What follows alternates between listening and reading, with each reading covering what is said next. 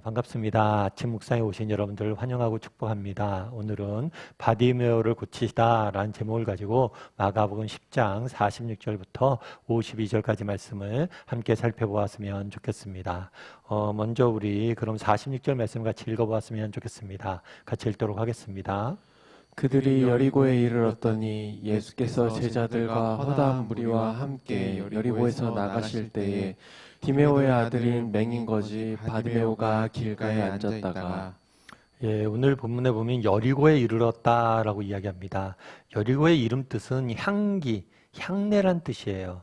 그래서 굉장히 여리고는 장미의 도시라고 불릴 정도로 아름다운 도시로 알려져 있습니다. 그래서 아름다운 수목이 우거져 있는 굉장히 아름다운 도시로 알려져 있어요. 그런데 이러한 아름다운 도시에서 정말 이 아름다움을 보지 못하는 한 사람이 등장을 하죠. 그게 누구예요? 바디메오예요. 바디메오에 대해 소개를 하는데 오늘 본문에 뭐라고 되어 있냐면 맹인 그리고 거지라는 표현을 씁니다. 근데 조금 저희가 이제 맹인, 앞을 보지 못하는 사람들, 귀가 먹은 사람들이 예수님 앞에 등장하는 모습을 종종 봅니다. 근데 오늘 본문에서 바디메오를 소개할 때 좀 재밌게 표현해요. 어떤 표현 쓰냐면 거지라는 표현 씁니다. 이것은 복음서에서 한 번 등장하는 표현이에요. 그만큼 강조되어 있음을 우리가 알 수가 있죠.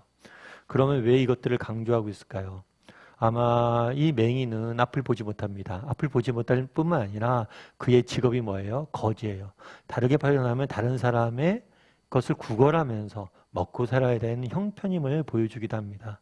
그리고 또한 이 거지라는 표현을 강조한 이유 중에 하나는 뭐냐면 이전에 우리가 부자 청년의 이야기를 배웠잖아요. 그거와 대비를 이루는 면도 있습니다. 그래서 이 바디메오가 와 예수님이 어떤 일이 있었는지 계속해서 좀 살펴봤으면 좋겠는데요. 우리 47절 말씀을 같이 한번 읽어봤으면 좋겠습니다. 같이 읽겠습니다.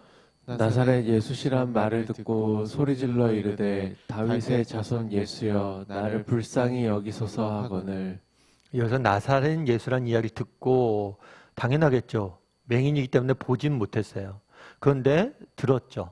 들었는데 뭐라고 됐어요? 나사렛 예수라고 많은 표현을 들었어요. 여러분 나사렛 예수 이런 표현은 어떨까요? 사실 뭐 그렇겠죠. 예수님께서 나사렛 출신이기 때문에 그 출신지의 이름을 불러서 붙여서 나사렛 예수라고 부를 수 있습니다. 하지만 이 나사렛 예수란 표현은 결코 좋은 표현은 아니에요. 왜냐하면 그 당시에 나사렛이라는 표현은 그렇게 존경받는 표현이 아니었어요. 그래서 심지어 나사렛 사람들도 나사렛에서 무슨 선한 것이 나겠느냐, 갈릴리 사람도 그렇게 이야기할 정도로 나사렛이라고 하면 그렇게 좋은 의미로 쓰여진 거 아니에요. 어쩌면 나사렛 예수란 의미는 물론 출신지의 이름을 따서 불렀을 수도 있는데 그만큼 조금은 조롱하고 멸시하는 뉘앙스가 담겨져 있다고 보는 게 맞습니다. 근데 사람들이 뭐라고 했어요? 나사렛 예수라고 했어요. 그런데 오늘 본문에 보면 이 바디메오는 뭐라고 표현해요? 다윗의 자손 예수요. 사람들은 나사렛 예수라고 부르는데 바디메오는 뭐라고 표현해요? 다윗의 자손 예수라고 표현해요. 이 다윗의 자손이란 건 뭘까요? 이 다윗의 자손이라는 표현은 단순히 다윗의 후손, 이순신 장군의 후손이다 이런 의미가 아니에요. 이 다윗의 자손 후손이란 건 단순히 다윗의 자손 후손이란 게 아니라 구약에서 약속되어져 있는 메시아임을 보여주는 거예요. 그래서 다윗의 자손 예수여 라고 부른 표현은 뭐예요? 구약에 예수님께서 하나님께 약속하신 그 메시아라는 거죠. 그래서 구약에서 이사야서 35장 5절에 보면 이렇게 되어 있어요. 그때 맹인의 눈이 밝을 것이며 못 보던 사람의 귀가 열릴 것이다. 이 그때는 메시아가 오는 하나님 나라가 열리는 그때를 의미하는 거예요. 그래서 바디메오가 다윗의 자손 예수여 라고 표현한 것은 예수님께서 누구이심을 구약에 약속하신 메시아이심을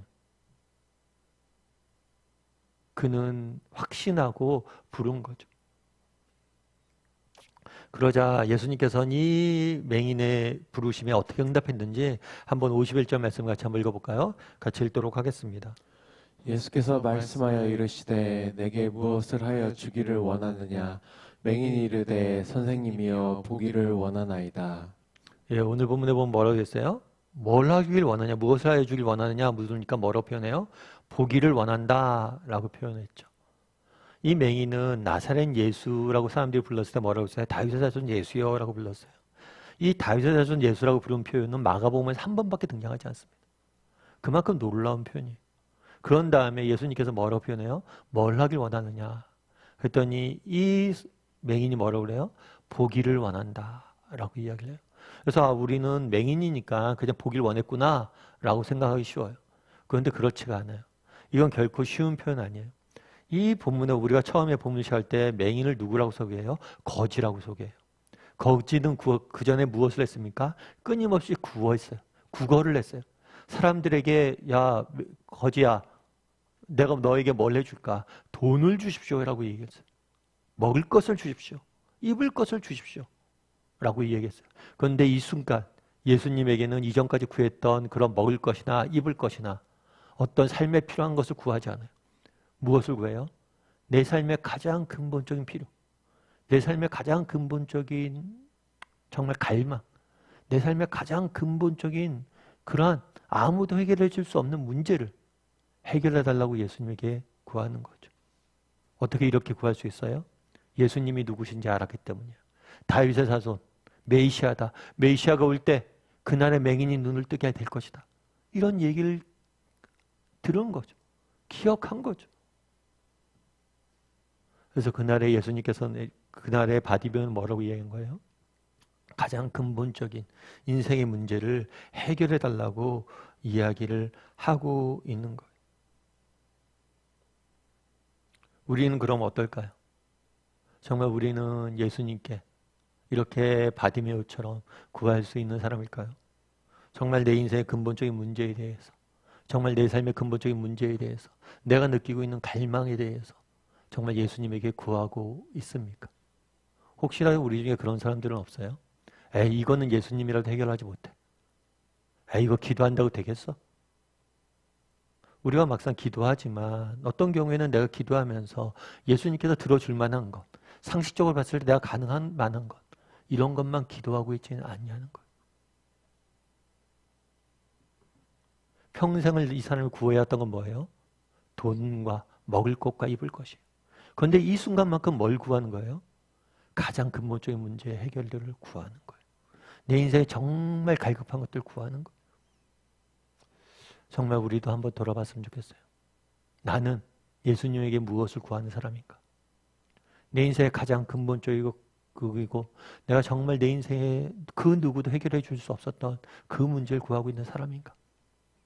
혹시라도 내가 예수님 앞에 기도할 때 내가 모든 것을 판단해서 아 이건 예수님으로 안 돼. 이건 결코 그분이라 할 수 없어. 라고 제한을 두고 기도하는 사람은 아닌가?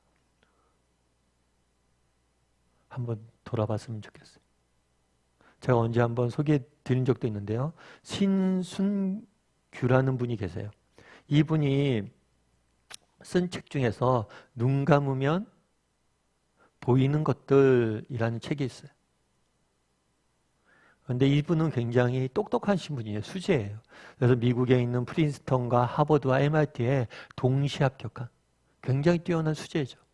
그리고 남들이 들어가고 그게 어렵다는 뉴욕 월스트리트에 입사를 했을 뿐만 아니라 그쪽 금융가 입사를 했을 뿐만 아니라 정말 실적을 놀랍게 내는 그런 애널리스트로서 유명해요. 굉장히 뛰어난 수재이고 인재죠. 능력이 인정받는 사람이죠.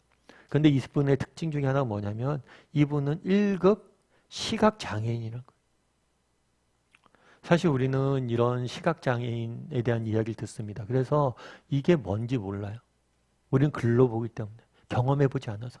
근데 이분이 쓴 책을 읽다 보면 그런 이야기가 있어요. 출근하는데 1시간이 걸렸다는 거예요. 시각장애인이다 보니까 출근길을 뭐예요? 외워서 가잖아요. 그런데 외워서 갔는데 길을 잘못 들면 어떻게 해요? 낯선 길을 가면 찾아가는데 엄청난 시간이 걸려요. 우리는 10분, 20분 갈 길을 1시간이 넘게 헤매는 거예요. 이건 단순히 출근만의 문제가 아니라 삶의 모든 부분이 그런 거예요. 정말 얼마나 똑똑해요. 얼마나 능력이 있어요. 그래도 정말 보지 못한다는 것, 그것이 얼마나 그 삶의 깊은 고통을 드리웠겠어요. 어쩌면 볼 수만 있다면 내가 더 많은 일을 할 수 있을 텐데 라는 갈망들도 있었겠죠. 그만큼 쉽지 않은 삶을 살았습니다.